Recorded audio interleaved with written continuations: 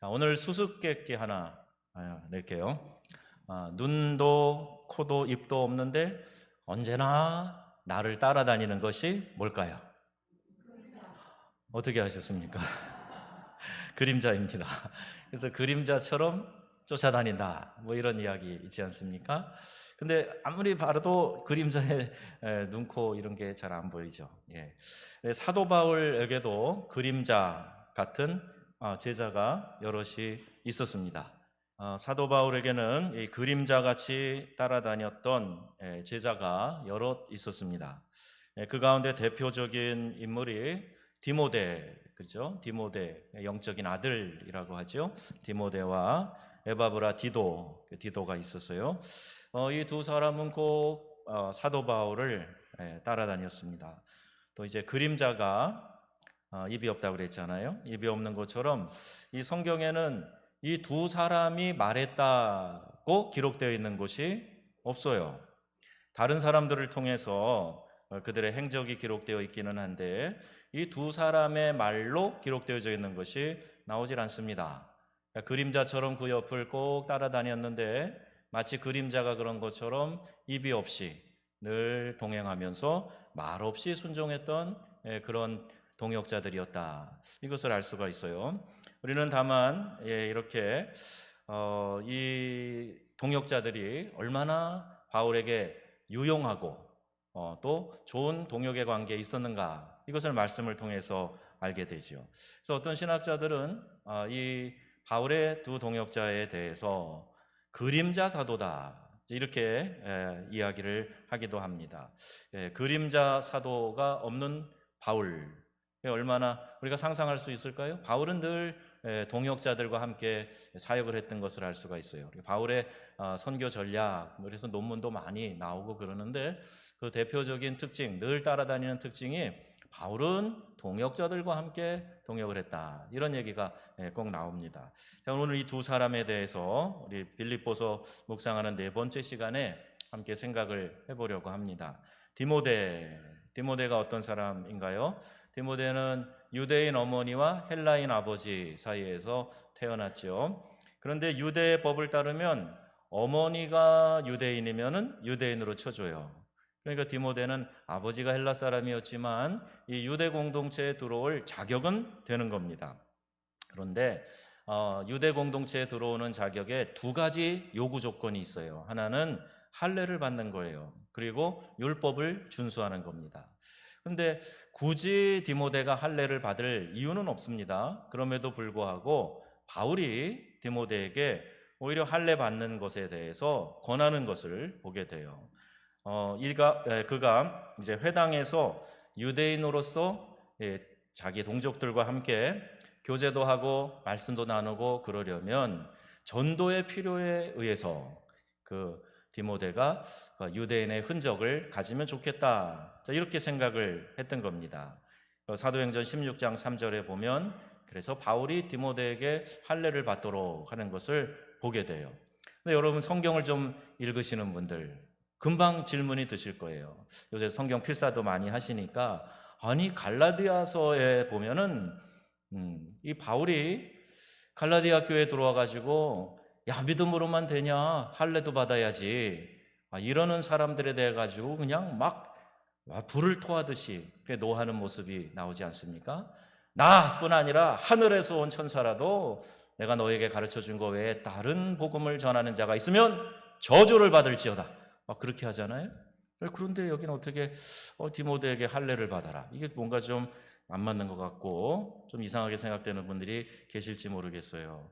갈라디아서 5장 6절에 이렇게 말씀해요. 그리스도 예수 안에서는 할례나 무할례나 효력이 없으되 사랑으로서 역사하는 믿음뿐이니라, 이렇게 말씀합니다.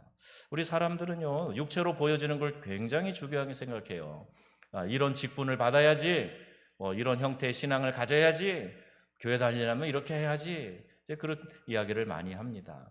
그런데 정말 우리가 그 믿음을 갖고 신앙생활 하면서 정말 주님이 원하시는 것, 그거는 외형적인 게 아니에요. 오늘도 할례냐 무할례냐 그게 중요한 게 아니라 갈라디아서 얘기하는 핵심이 뭡니까? 너희 안에 이 하나님이 기뻐하시는 사랑으로서 역사하는 믿음이 있느냐, 이걸 보시는 거예요. 예수 믿는다고 폼은 엄청나게 잡는데 정말 사랑으로 실천하는 믿음이 없다? 그거 진짜 예수 믿는 거냐 말이에요. 거기에 정말 믿음의 능력이 나타나냐는 말이에요. 간혹 보면 내 나름대로 신앙은 참 좋은데 정말 우리 하나님이 기뻐하시는 이 사랑으로서 우리의 믿음을 나타내는 이런 일들을 하지 않고 아예 안 해도 되는 것처럼 생각하고 작정하고 미워하는 사람들이 있어요. 여러분, 이런 사람들은 말씀대로 살고 있지 못한 겁니다. 그 핵심이 뭔지를 알아야 되죠. 할례냐 무할례냐 그게 중요한 게 아니라 사랑으로서 역사하는 믿음이 중요하다. 그래서 그럼 할례는 뭐냐? 구원의 조건으로 할례를 이야기하면 바울이 이렇게 노했어요. 무슨 소리를 하는 거냐? 어떻게 할례를 받는다고 구원을 받는다 그러느냐? 그럼 막 야단을 쳤어요. 그런데 디모데에게 이렇게 하게 한 이유는 유대인들에게 복음을 전하기 위해서 그들의 모습과 같이 하게 했던 거예요. 이것을 이제 우리 선교 신학의 용어로는 성육신적 선교 사역이라고 이야기를 해요. 예수님이 육체를 입고 이 땅에 오신 것이 그걸 성육신, 인카네이션이라고 하잖아요. 하나님이신 그분이 사람의 몸을 입고 죄인으로 이 땅에 오신 거란 말이에요. 죄인의 몸으로 이 땅에 오신 거란 말이에요. 이걸 인카네이션, 성육신이라고 그러는데 선교할 때, 복음 전도할 때, 믿지 않는 세계로 우리가 들어갈 때 이렇게 예수님의 성육신적 사역을 해야 된다 하는 겁니다. 이걸 잘 실천한 사역자들이 많이 있는데 대표적인 사람이 중국 내지 선교회 차이나 인랜드 미션이라고 지금은 OMF라고 말하는 이 중국 선교회가 시작되었던 그 장본인이 있어요. 허드슨 테일러라고 하는 분이에요. 그분이 다른 선교사들은 와도 이 통상 무역하는 이 해변가에만 주로 머물러 있어요. 외국인들이 좀 살만한 그런 곳에만 있었어요. 그런데 허드슨 테일러는 그 당시 이제 청나라 사람들의 변발 모습 있잖아요. 이렇게 매가지고 뒤로 쭉 늘어뜨리는 그 중국 사람의 옷을 입고 그리고 차이나 인랜드 그 안으로 내지로 들어가서 그들과 똑같이 먹고 자고 살면서 복음 전했다는 거예요. 이거 이제 성육신적 사역이라고 이야기를 합니다. 우리가 만약에 소금의 역할을 잘 하고 있다면 이거 우리가 금방 이해할 수 있어요. 소금은 어떻게 돼야 맛이 납니까? 녹아져야 돼요. 음식에 들어가든 물에 들어가든 녹아져야 짠맛을 내고 방부제 역할도 하고 그러는 거잖아요. 그런데 녹지 않는 소금, 뭉쳐있는 소금, 이거 아주 괴로운 거예요. 음식 먹다가 소금이 그냥 입에 확 뭉쳐진 소금이 씹혀졌다 그러면 뱉어내야 되죠. 우리가 이렇게 세상 가운데 녹아지는 삶을 살고 복음 잘 전해야 되는데 그런 사역을 잘 하라고 디모데에게 그래 할례도 받아라. 그리고 유대 공동체에 들어가서 녹아지는 사역을 해라. 이렇게 이야기를 한 거예요. 사도 바울이 데살로니가에 가서 전도할 때 유대인들의 방해로 3주 만에 황급히 그것을 떠나야 했어요. 새벽기도 나오신 분들은 다 이 말씀 우리 묵상했잖아요. 데살로니가. 그런데 3주 있다가 떠날 때 남은 일들을 정리하고 하도록 거기에다가 디모데를 남겨두었어요. 사도행전 17장에 그 기사가 자세히 나옵니다. 그러니까 디모데는 그곳에 남아서 채 수습하지 못한 일들을 이제 바울은 황급히 이제 피해 간 거고 디모데가 남아서 일들을 처리를 했어요. 동요하는 교인들을 격려합니다. 그리고 같이 예배를 드리고 믿음 안에 굳게 서라 이렇게 권면하면서 잘 붙잡아 줬어요. 그리고 나서 교인들이 신앙도 막 잘 자라나고 그 어려운 환난 핍박 가운데서도 굴하지 않고 오히려 더 믿음의 선행들을 보여서 아가야 그 그리스 전 지역에 좋은 소식이 그 교회에 대한 좋은 평판이 전해졌다 그랬지 않습니까? 그러니까 이 디모데의 숨은 활약 이거 대단한 거예요. 갓난아이 같은 그런 작은 연약한 교회였지만 모진 박해를 뚫고 일어설 수 있었던 거 거기 남겨져 있던 디모데의 아주 특별한 역할이 분명히 있었다. 디모데가 뭘 했다고 거기 기록되어 있나요? 성경에? 없어요. 그냥 바울이라고 하는 큰 사도 그 옆에 같이 붙어 다니는 그림자처럼 있었지만 이 디모데가 이런 역할을 잘했다는 말입니다. 자, 이제 에바브로 디도예요. 디도 어떤 사람인가요? 유대인이 아닌 바울을 통해 회심한 헬라인, 그리스인이에요. 여긴 유대 혈통이 없는 사람이에요. 그런데 바울의 아주 충성스러운 동역자였습니다. 그리고요, 그가 이제 어디서 사역한 게 나오냐 하면 그레데인이라고 이야기는 크레테 지역에서 사역을 하는데 디도서 1장 12절 말씀 보니까 그 크레테 사람들이 어떤 사람이냐 거기에 어떻게 묘사되어 있냐면 거짓말 잘하고 자기 배만 위하는 게으름뱅이들이다 이렇게 묘사되어 있어요. 이 성경에 이렇게 어느 민족을 이런 식으로 이렇게 폄하하는 듯한 발언이 나옵니다. 그런데 이게 물론 근거가 있는 이야기겠죠. 그 당시 사람들이 그렇게 얘기를 했다는 거예요. 그 당시 사람들이 그렇게 이야기를 했어요. 그 그리스 지역에 소문이 파다했어요. 크레테 사람이래. 그러면 아유 저 게으름뱅이 돈만 알고 자기 배만 알고 거짓말 슬슬하고 그런 사람들이라고 그렇게 평이 있는 사람들이었는데 거기 남아서 디도가 전도를 했어요. 그 후에 그곳에 남겨져서 교회 장로들을 세우고 또 교회를 돌보는 일을 했습니다. 이 디도의 이름은 사도행전에는 언급되지 않아요. 그런데 바울의 서신서에는 이 에바브로 디도 이름이 13번 나옵니다. 바울 서신이 몇 개게요? 13개입니다. 거기에 13번 이 디도의 이름이 나옵니다.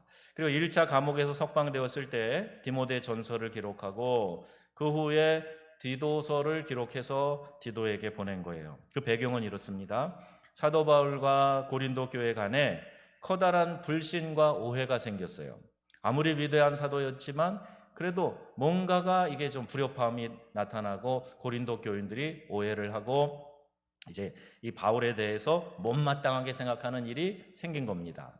이를 해결하기 위해서 사도 바울은 고린도 교회에 편지를 보내기도 했고 또 직접 찾아가서 해명도 해보기도 했는데 이게 풀어지기는커녕 오히려 더 엉킨 실처럼 더 복잡해져 가는 거예요.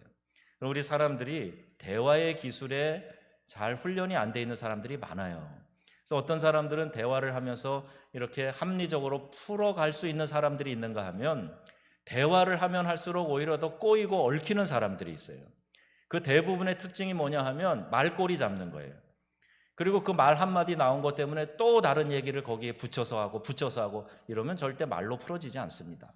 그리고 옛날 얘기 또 꺼집어내서 하고 또 하고 그러면 말로 해결할 능력이 없는 사람이다 이렇게 생각하면 돼요.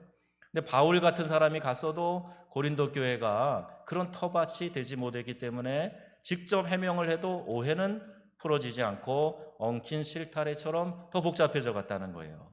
그런 사도 바울이 최후 수단으로 고린도 교회에 누구를 보내요? 누굴 보내요? 지금 누구 얘기하고 있어요? 지금 어떻게 시선이 공중에 떠 있는 분이 있는 것 같아요. 지금 디도 보냈잖아요. 디도. 고린도 교회에 디도를 보냈습니다. 그러니까 디도는요 성품이 온유하고 부드럽기 때문에 아주 거기에 적합한 인물이었어요. 고린도가 큰 도시예요. 고린도가요 아데미 신을 섬기는 신전이 있는데요. 거기에 막 수십만 명이 모여가지고 아데미시여, 아데미여, 아데미신이여 막 그 외치면 성 전체가 들썩거렸다 그래요. 그러니 막 그 도시 자체가 우상 숭배하는 도시고 또 그 신전에는 여자 뭐 창녀의 역할을 하는 사제들이 있고 그리고 또 많은 온갖 그 세상의 잡다한 죄악들이 관영했던 도시가 고린도 교회였어요. 그 도시였고 그 교회도 그런 영향을 많이 받고 있었어요. 그러니까 사람들이요 거칠기도 하고 세속적이기도 하고 그렇습니다. 거기에 성품이 온유한 디도를 보냈어요. 그러니까 적합한 인물이죠. 그리고 고린도 교회가 이제 서느냐 무너지느냐, 그러니까 디도가 얼마나 그 역할을 중간에서 잘 해주느냐 거기 달려 있습니다. 화평케 하는 자는 복이 있다 그랬는데 어떤 사람은 피스메이커가 돼가지고 화평케 하는 역할을 잘하는 사람이 있어요. 그런 사람은 하나님의 아들이라 하나님의 딸이라 일컬음을 받을 것이라 이렇게 축복의 약속이 있는데 피스메이커가 다 돼야 되잖아요. 근데 그런 역할을 또 특별히 은사를 받고 잘하는 사람들이 있단 말입니다. 디도가 그 역할을 아주 잘했어요. 사도 바울은 디도가 오기만을 기다립니다. 마음이 초조해서 아무 일도 손에 잡히지 않아요. 그때 바울의 심경이 기록되어져 있는 것이 고린도후서 2장 13절이에요.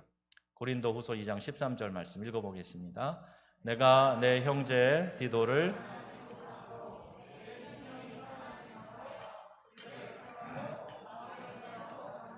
아멘. 바울을 성령과 기질 그 책에 보면 담즙질이라고 이렇게 표현하고 있어요. 아주 강한 기질을 갖고 있는 사람이에요. 고집스럽기도 하고 뭐 확신이 있는 일에 대해서는 막 밀어붙이는 그런 스타일인데 그러다 보니까 다윗도 자주 부딪혀요. 바울도 자주 부딪혀요. 여러분 저를 다 안 쳐다보니까 제가 그러잖아요. 오늘 이상한 날이에요. 그런데 다윗인가요? 바울인가요? 바울입니다. 바울도 그런 성격이다 보니까 자기가 말단의 사도 자리에 들어와 가지고는 수제자인 베드로하고도 막 들이받고 부딪히잖아요. 베드로가 위선 떨었다 그러고 막 그러잖아요. 그런 정도의 아주 자기 확신이 강한 믿음의 확신도 강한 그런 사람이었어요. 근데 여기 보니까 디도를 만나야 되는데 디도를 만나지 못해서 내 심령이 편안하지 못하고 그래서 그들을 작별하고 내가 마게도냐로 갔다 이런 말이 나와요. 그러니까 바울은 자기의 마음을 솔직하게 이렇게 다 털어놓는 그런 스타일이에요. 말로나 행동으로나 다 보여지는 그런 스타일이에요. 그러니까 드로아에서 복음 전할 수 있는 절호의 기회가 있었는데 마음이 불안해서 전도할 수 없었다 그 얘기입니다. 자 보세요. 마음이 안정되고 평안해야 사역도 잘 되는 거예요. 전도도 잘 할 수 있는 거예요. 그래야 되는데 지금 마음이 뭔가 초조하고 불안하니까 드로아에서 복음 전할 때 그 좋은 기회를 잘 활용하지 못했다. 불안해서 마음이 불안해서 그렇게 이야기를 하는 겁니다. 그런데 천만다행으로 디도는 좋은 소식을 들고 달려왔어요. 어떤 소식이냐? 디도가 중간 역할을 잘 해서 설득을 잘 해서 고린도 교인들이 이제 모든 오해를 풀고 바울과 화해를 했다는 거예요. 그러니까 바울을 이제 그랬어요? 그렇군요 하고 이제 오해들을 다 풀고 바울을 이해하게 됐다는 거예요. 그 사도 바울이 너무나 기쁜 나머지 하나님께 감사와 찬양을 드렸다. 그게 고린도후서 1장 3절 말씀이에요. 찬송하리로다. 그는 우리 주 예수 그리스도의 하나님이시오 자비의 아버지시오 모든 위로의 하나님이시며 아멘. 아주 기뻐가지고 바울이 찬양을 하면서 그러는 거예요. 모든 불편함은 관계의 불편함에서 와요. 그런데 관계가 편안해지니까 얼마나 마음이 좋아졌는지 아이고 이제 됐다. 그냥 숨이 그냥 확 쉬어지고 감사의 찬양을 하나님께 올려드리는 거예요. 사도 바울도 해내지 못한 일을 그의 그림자 사도, 그의 동역자, 이름도 빛도 없이 수고하는 그의 충성스러운 일꾼 디도가 해낸 거예요. 얼마나 놀랍고 충성스러운 일입니까? 이 디도에 대한 바울의 마지막 언급이 디모데후서 4장 10절에 나오고 있는데요. 또 놀라워요. 10절 말씀 같이 읽어보겠습니다. 데마는 이 세상을 사랑하여 나를 버리고 데살로니가로 갔고 그레스게는 갈라디아로 디도는 달마디아로 갔고 아멘. 데마는 안타깝게도 잘 출발했는데 근데 세상이 더 좋아. 그래서 세상으로 갔대요. 사역 그만두고 이제 정리하고 세상에 나갔대요. 그런데 여기 디도는 달마디아로 갔다. 달마디아는 동유럽 쪽에 오늘날로 말하면 유고슬라비아 있는 쪽이에요. 복음이 척박한 곳이죠. 거기까지 갔다. 이 기록만 남기고 그 다음의 행적은 성경에 찾아볼 수가 없어요. 그러니까 정말 바울 옆에서 중요한 일들을 많이 했던 디도였지만 그가 마지막에도 그 어려운 복음 전도의 불모지 거기에 가서 이제 어떻게 됐는지도 모르겠어요. 그렇게 기록 남기고 끝납니다. 자, 여러분 디모데와 디도 이 두 사람의 도움이 아니었다면 데살로니가 교회와 고린도 교회가 더 큰 어려움을 겪었을 수 있죠. 큰 어려움의 그 소용돌이의 회오리에 휘말려서 헤어나오지 못하고 교회가 풍비박산 될 수도 있었을 거예요. 그런데 그렇게 충성스럽고 신실한 종들이 헌신을 다해서 그 교회의 어려운 문제를 해결했기 때문에 오늘날 우리가 이 데살로니가 교회, 고린도 교회 이야기를 듣게 되는 겁니다. 사도 바울이 지중해 연안을 누비면서 복음 전도하는 일 1차, 2차, 3차에 걸쳐서 이 선교 여행하는 일 결코 쉽지 않았어요. 여러분 보시잖아요. 얼마나 바울이 고생하고 수고했는가. 고린도서에 보면은 내가 3번 태장에 맞고 파선하고 일주를 기품에 있고 동족의 위험과 이방인의 위험과 강의 위험과 도적대들의 위험과 물의 위험, 바다의 위험 막 이야기하잖아요. 그러니까 그 어려운 일들을 감당할 때 결코 바울 혼자가 아니었어요. 함께 늘 동역하던 사람들이 옆에서 힘이 되어주고 함께 했다는 것을 알 수가 있어요. 사도 바울이 그림자 동역자에게 보낸 편지가 디모데전서, 디모데후서, 디도서입니다. 이게 뭐죠? 목회서신이잖아요. 목회서신. 이렇게 목회를 이렇게 하거라 하는 그런 내용을 담아서 보내게 됩니다. 이 목회서신이 새삼 우리에게 일깨워주는 가르침이 있어요. 그게 뭐냐? 교회에서는 그림자 일꾼이 필요하다는 거예요. 여러분 한번 해보세요. 시작. 그림자 일꾼의 역할이 중요하다. 한 번만 더요. 그림자 일꾼의 역할이 중요하다. 아멘이세요? 여러분 그림자 일꾼 되셔도 좋으시겠습니까? 되시길 원하십니까? 무슨 소리예요? 내 이름이 나와야지. 잘 나와야지. 멋있게 나와야지. 내 얼굴이 가렸어? 왜 그렇게 찍었어? 그러는 분 혹시 계세요? 근데 숨어서 내가 분명히 어떤 일을 하고 있지만 드러나지 않지만 여러분 마음이 기쁨이 있고 만족함이 있고 우리 주님이 알아주실 거야. 그래서 마음이 그냥 은근히 즐거우고 기쁘고, 그러면 여러분 그림자 일꾼으로서의 역할을 잘 감당하고 계시는 거예요. 근데 이름이 안 나오면, 내 이름이 안 불려지면, 내 이름이 사람들에게 회자되지 않으면, 남들의 입을 통해서 칭찬 듣지 않으면 자꾸 마음이 불편하고, 내가 중심에 서 있지 않으면 자꾸 마음이 불편하고, 그러면 이거 그림자 일꾼의 역할을 지금 안 하고 있는 거예요. 아직 여기다 그냥 이름을 쓰고 다녀야지. 이름을 딱 쓰고 다녀야지. 그림자 일꾼이 더 천국에서는 분명 하나님 앞에서 귀하게 여겨지고 큰 상급이 있을 줄로 믿습니다. 하나님은 우리의 중심을 보시고요, 우리가 어떤 마음으로 그 일을 하는지 너무나 잘 아시기 때문에 그래요. 아이고 네가 영광 받으려고 그러는구나. 하나님은 아신단 말이에요. 그런데 내가 하나님 나라를 위해서, 주님의 몸된 교회를 위해서, 한 영혼 구원하기 위해서 정말 그림자 일꾼이 되어도 기쁨으로 생각하고 그 일에 동역하는 동역자들이 된다. 우리 하나님 그 마음을 아시고 잘했다, 착하고 충성된 종아, 그리고 여러분에게 칭찬과 상급과 귀한 면류관 주실 줄로 믿습니다. 그걸 기대하면서 믿음 생활을 해야 되는 거예요. 여러분 임직을 대하는 자세도 그래야 됩니다. 그래야 돼요. 이게 무슨 벼슬이라고 생각하고 그렇게 생각하다 보면 큰 시험 들어요. 그렇게 해서는 안 되지요. 그림자 일꾼이 되는 게 얼마나 중요한가, 오늘 디도를 통해서, 디모데를 통해서 우리가 잠깐 살펴봤어요. 여러분 승리로운 사역을 위해서는요 항상 이런 동역자가 필요합니다. 사람들은 각자 은사가 다양하기 때문에 함께 하게 되면, 동역하게 되면 거기서 시너지가 일어나는 거예요. 제가 가끔 보면 우리 성도들이 정말 가진 은사가 다양하다 하는 생각을 해요. 어떤 분은요 제가 가지지 못한 참 좋은 것들이 있어요. 참 부럽다 생각되는 것들이 있어요. 어떤 분은 또 때로는 별거 안 나타나는데 어떤 상황에 딱 직면해 있을 때 그분이 아주 돋보이는 그런 필요한 분들도 보여져요. 각자 하나님의 은사를 다 우리에게 다르게 주셨단 말입니다. 그러니까 내가 최고야, 나만 해야 돼, 그러면 안 되고 같이 이렇게 해야 돼요. 같이 함께 어울려서 나도 거기 하나 보태고 다른 사람도 거기에 같이 하고, 그러면 이게 함께 모아져서 큰 시너지가 일어나게 된단 말이에요.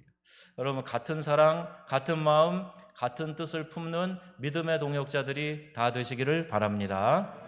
자, 교회에서 사역은 누가 합니까? 누가 하지요? 교회에서 사역은 누가 해요? 다 뭐라고 하시는데 저한테까지는 안 들리네요. 그걸 뭘 물어봐요. 목사님이 하는 거지. 그렇다. 목사님이 사역 다 한다. 꽤 많이 드셨어요. 3분이나 드셨네. 교회에서 사역은 우리 성도들이 하는 거다. 훨씬 더 많이 드셨네. 정답은요, 잘 들으셨어야 되는데, 목사님도 하죠. 근데 목사님이 다 한다는 정답은 아니에요. 원래 교회에서 사역은 성도들이 하는 겁니다. 특별히 직분자들이, 중직자들이 나서서 팔 걷어붙이고 땀 흘려 헌신하며 하는 거예요. 그럼 목사는 뭐 하냐? 말씀의 양식을 먹이는 거예요. 그리고 여러분들을 은사별로 사역 배치 시켜드리는 거예요. 잘하라고 격려해드리고 훈련시켜드리는 거예요. 그리고 진짜 팔 걷어붙이고 사역하는 건 누가 하느냐? 성도님들이 하는 거예요. 저는 우리 남자 집사님들이 일하실 때 보면요, 밭일을 하든 청소의 일을 하든 뭐 치우는 일을 하더니요, 저는 범접을 못해요. 저는 항상 가면은 자세도 꾸부정하고요, 뭐 좀 돕는다고 하는데 별로 도움이 안 되는가 봐요. 목사님 저 옆에 가 계세요, 이런 얘기 자주 들어요.